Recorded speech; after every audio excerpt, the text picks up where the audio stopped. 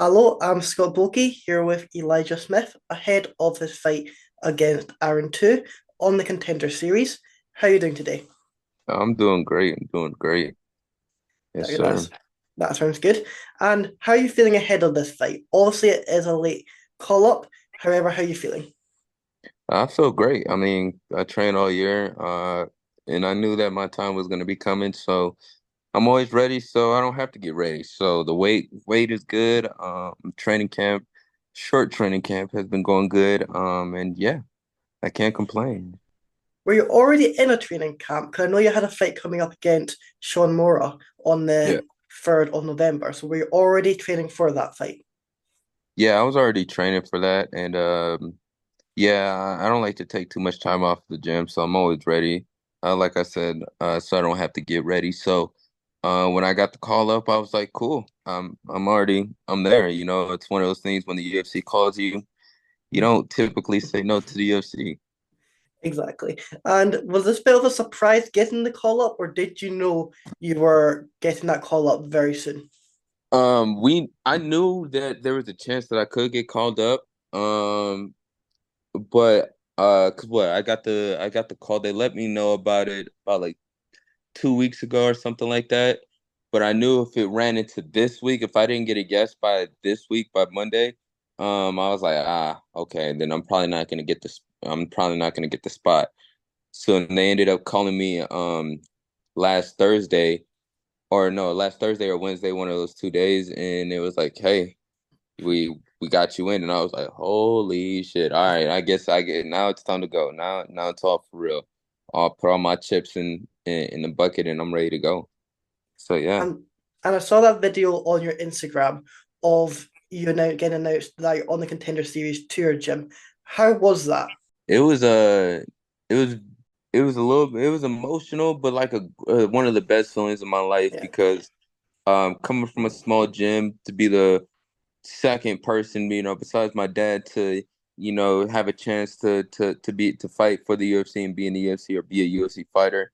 It's big, all my training partners, up and coming fighters, they get to, you know, they get to see what it feels like to be on this journey, and I can't thank them enough. And I'm kind of like a role model or like something like that at my gym. So to be able to be that type of person to them, it means a lot. and if correct me if I'm wrong, but I think you're at Team Victory. Is that correct? Yeah, yeah, Uh, yep. and you've got three people currently that is professional. However, a lot more are coming up. Do you feel like this is a gym that is on the rise? Oh yeah, yeah. We are coming on the rise, and it's one of those things. It's like, for an example, like I know my opponent, he's coming from City Kickboxing, Yeah, and it's a big gym. But I always tell people, like, man, you don't need to go to a big gym to make it out. You just need to put in the work, and everything will fall into place.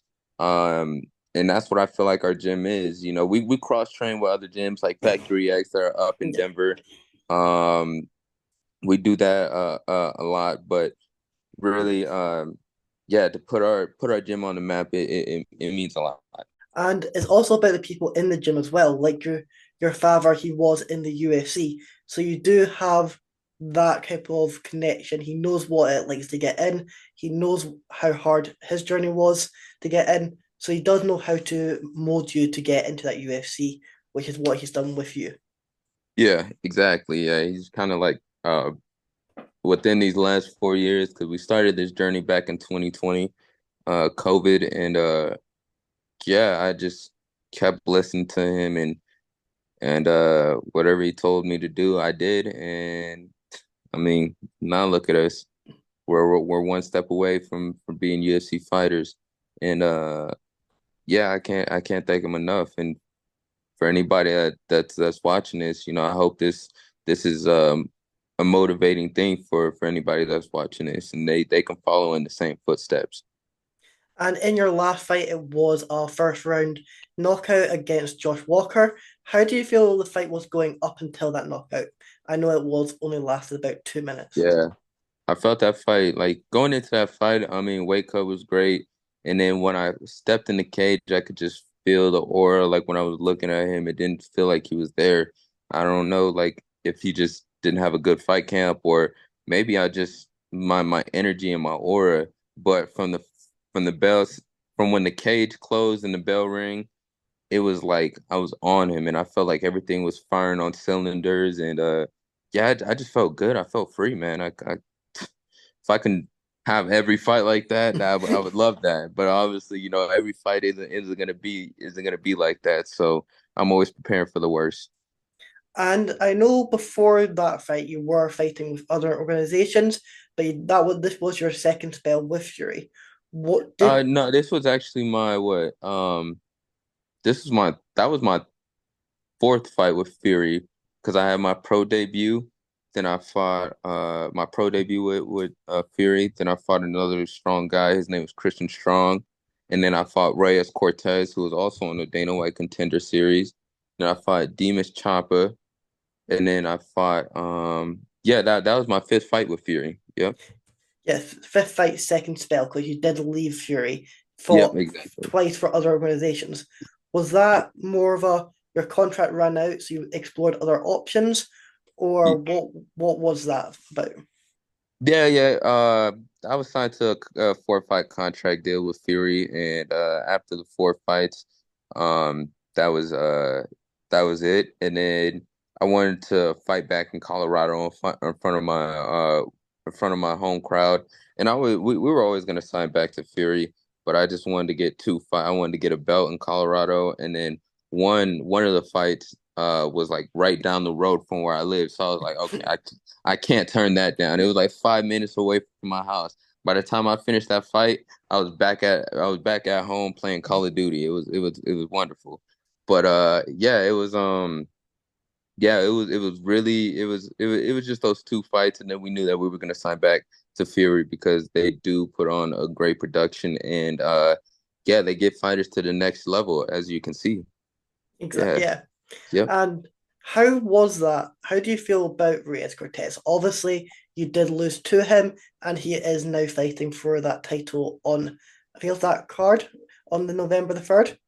Yeah, so we it was funny because of that the fight that I was supposed to fight, it was a title eliminator as well. So between me and Sean Moore, it was going to be whoever.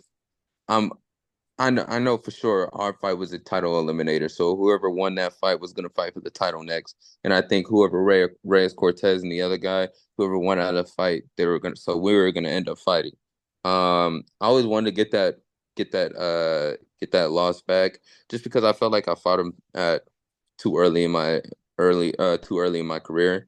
Because by the time I fought him, I was only 2-0 as a Yeah. pro. He was 6-2, coming off the Contender Series, and then he beat me, and then went right back to the Contender Series. So I was like, oh my God. So I knew I was just because they sent him, he got a chance back at the Contender Series after me. I knew that my time was coming up. So I mean, at first I wanted the rematch, but now I guess I don't know. I guess he's in the past tense. Hopefully, I mean, if he goes out there and he captures that belt, and the UFC wants to do it over again, I would love for that my first to be my first fight in the UFC. And how do you feel like obviously Cortez he has had two chances in the UFC. Contender Series wasn't able to get that get that victory to get on it. Then you have people like Torres Finney who was able to get two wins and he has kind of got a third chance because he's still not got that contract. Do you feel like it's not just about getting the victory, you are still needing to put on that show? Yeah. Um, Torres Finney, I truly believe I think he should have got a contract after the first fight. Because he did get a finish. Yeah. But I guess Dana White didn't like what he saw. But I think Torres Finney, he's a good face. Like he's a lot. He I think he'll be easy to market. Just because his body style is different. I mean, he's a 5'8" guy fighting at 185 with long arms, short and stocky, very powerful. Yeah, and not only that, I mean, he's won twice on the Contender Series. And I did see that Dana White told him to get three or four more fights before he got another shot at the Contender Series. And I'm like, dude, that's kind of hard because, when you're a guy, I think what he's 8-0 or something like Yeah. that. When you're a guy that's built like him, not a lot of people. It's hard to find. I bet you anything. I bet you my whole house. I bet you it's hard to find him fights because guys are probably turning him down left and right. He's grinding guys out, knocking guys out, and he's a bad. Just his stature. It's a little bit harder to fight a guy like that. So yeah, I always thought he definitely deserved a shot, a contract after the second time, but. I'm not Dana White or and I don't own the UFC, so my opinion doesn't matter. For as Cortez, it sucks because he did have two tough ass guys when he was on the Contender Series. He faced Christian Rodriguez and Peyton Talbot. Um, tough fights, really tough fights. But I mean, that's what it takes. I mean, if you want to be in the best organization in the world, I mean, you either got it or you don't. You can't make any excuse out of it. So hopefully he grinds his way back into the talks of being signed into the UFC. But yeah, that's kind of what it is. And also he's an older cat too. So I think he's around like 31 or something like that. So I think that also plays a factor as well. And speaking more about your fight coming up, what have you seen from Aaron that you're looking to take advantage of in this fight? Um, yeah, I just think his aggressiveness, he's a little bit of a plotter. So I mean, I just feel like he's super flat-footed, and I have the speed and power and the length, of course, because he is a shorter guy. So I think there's going to be a lot of things that's going to frustrate him, and he's going to have to get through all three barriers to get to me. So I mean, kudos to him. I respect the fella, and I hope he goes out there and reaches his dreams after I reach mine, though. Yeah, exactly. And how is it having fighting in the family? Obviously, like your dad, was in the UFC. How was it growing up and seeing that? It was pretty. I mean, it was.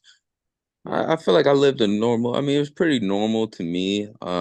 Definitely a little bit nerve-wracking just because you see your father, Yeah, fighting and you know how bad sometimes fights can get. But he always came back home healthy, safe, and good. So, I mean, I never really stressed about it. I thought it was cool. It was dope. People knew who my dad was. People knew me because of my dad.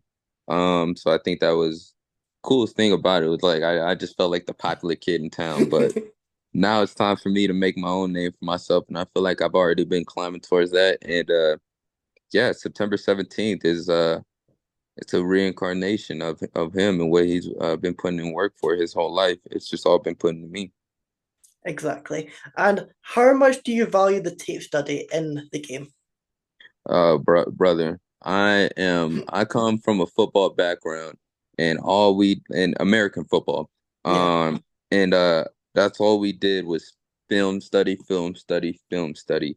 I damn near eat, sleep, drink, Aaron Tyrell. And that's just what I do with all my opponents. I'm like an FBI agent. I shit, I even followed him on Instagram. I don't give a damn. I want him to know that I'm watching him. So he better, play his cards correctly. And yeah, because I'm always trying to improve. I'm always trying to get the upper hand. And a lot of fighters are like, oh, I don't film study. I just go out there and I just do me. Yeah, that's cool. But I always wanted to see what their tendencies are. What are their tendencies? What does he like to do if I'm picking up my knee or if I throw a jab or what do they do off of my reaction? So I always film study, always. yeah, exactly. Just like you're saying, some guys they are just like, oh, just do me. That was the case for Josh Walker speaking to him ahead of his last fight against Cortez. Whereas Finney was like you, had that footballing background and was Wait, hold on, very my bad. You said Josh Walker, he told you that he didn't film study? no, ahead of his fight against Reyes Cortez, he says Uh, he just goes in there and was just uh seeing how it brother. happened. When I found out that Josh Walker and Reyes Cortez were fighting, I knew Cortez was gonna win that fight, 100%.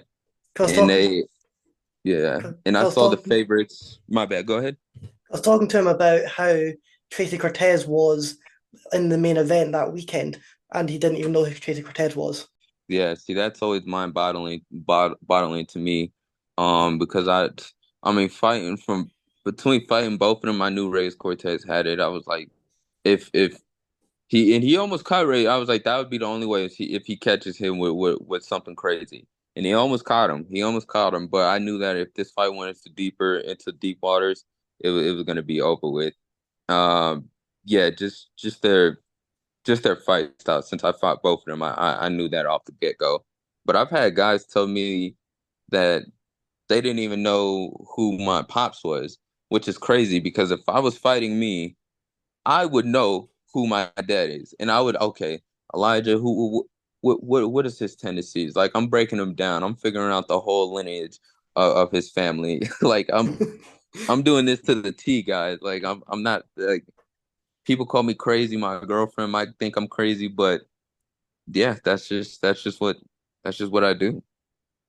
And obviously, once you get the victory and get that contract, when are you looking to get back into the octagon? Are you looking to take some time off and getting back in at the beginning of the year, or are you going to try and get in a fight before the end of the year? Oh, that's a good question. I never even thought about that. I mean, shit, if I go out and get this first round finish with no injuries, why not? I'm back in there, you know. I'm trying to get paid. Trying to set up my life to where, you know, I can become a full-time fighter because I am still working a full-time job as well while you know, chasing my dreams. So, I mean, yeah, if it all makes sense, then I'd love to get back in there before the end of the year. And like you're saying, you are still got full time work as well as fighting. How do you make that balance between the full time job and also the training? I can't thank my job enough. I mean, they've been really flexible with me in my fight schedule and adjusting my schedule so I'm not missing any type of training time. They even gave me 2 weeks off to prepare for this fight. So I mean, they I don't know. I just been able to build a really tight knit relationship with my job and with my managers and they just want to see me go out there and be successful and chase my dreams. So, I mean, if you don't have a job that can appreciate you like that, then probably should go ahead and find a different job. Well, that sounds great, and I can't wait to watch you get that UFC contract. I'll let you have the final word. Anything else you're wanting to add, or anyone else you're wanting to shout out? I just want to shout out my gym and all my sponsors, Sheath, um, Chris Lai, for all the videography, Alan for the ACs and everything that he does over there. Just I want to thank all my sponsors and everything. I know I'm forgetting some, so please forgive me, but you guys can check on my Instagram. It's Shakur the Bag 02, and you guys can check them out. And yeah, follow me and follow this journey that I've been on. Well, that sounds great. Thank you for coming on. Sweet, thank you.